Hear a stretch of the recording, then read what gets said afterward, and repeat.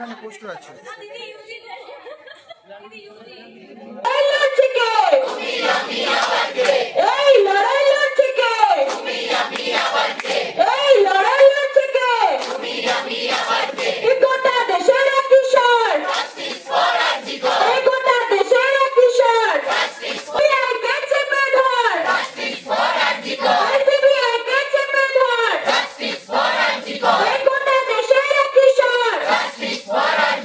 এবার এই কথাটা বলা হচ্ছে যে পাঁচটার ডেডলাইন যেটা সুপ্রিম কোর্ট থেকে বলা হয়েছে, তার আগে আমাদের কিছু জিনিস একটু ভালো করে দেখতে হবে যে আজকে এর আগের দিন মাননীয় বিচারপতি যে ডাক্তারদের আন্দোলনের বিরুদ্ধে একটি রায় দিলেন, সেই রায় আমাদের এই জাস্টিস পাওয়ার সঙ্গে কতটা যথাযথ এই ব্যাপারে একবার প্রত্যেক মানুষকে ভাবতে হবে।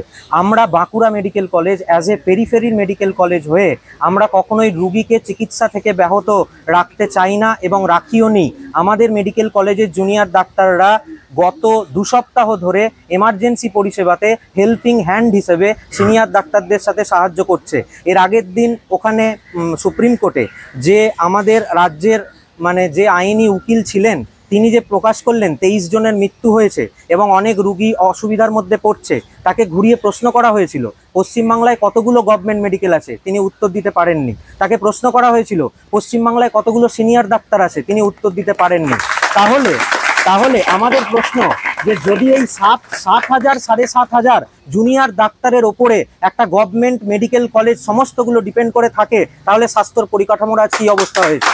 আজকে স্বাস্থ্যর পরিকাঠামোকে উন্নত করার জন্য আমাদের যে দাবি West Bengal junior doctor front থেকে স্বাস্থ্য ভবনের সামনে উপস্থিত আছে, তাদেরকে আমরা যথাযথভাবে বাঁকুড়া মেডিকেল কলেজের ছাত্রছাত্রী সমর্থন জানাচ্ছি এবং বাঁকুড়া মেডিকেল কলেজ থেকে 80 থেকে 100 জন প্রতিনিধি ওখানে অ্যাক্টিভলি প্রেজেন্ট আছে এবং আমাদের যা ডিসিশন হবে যে 5টার পর আমরা যোগদান করব কি করব না, সেই ডিসিশনটা সম্পূর্ণ নির্ভর করছে West Bengal junior doctor front থেকে আলোচনার মাধ্যমে যে ডিসিশন নেওয়া হবে সেই দিকে আমরা এগোবো। এবং টাইমটার কথা বারবার যখন আপনারা বলছেন, আপনাদেরকে এটাও জানিয়ে রাখি West Bengal junior doctor forum 5টার মধ্যে স্বাস্থ্য ভবনের সামনে উপস্থিত চেয়েছিল যে 5টার মধ্যে আলোচনার মাধ্যমে যদি আপনারা একটা ডিসিশন দেন আমরা কাজে ফেরার কথা ভাবতে পারি, কিন্তু 5টার মধ্যে স্বাস্থ্য ভবন থেকে কোনো রেসপন্স পাওয়া যায়নি।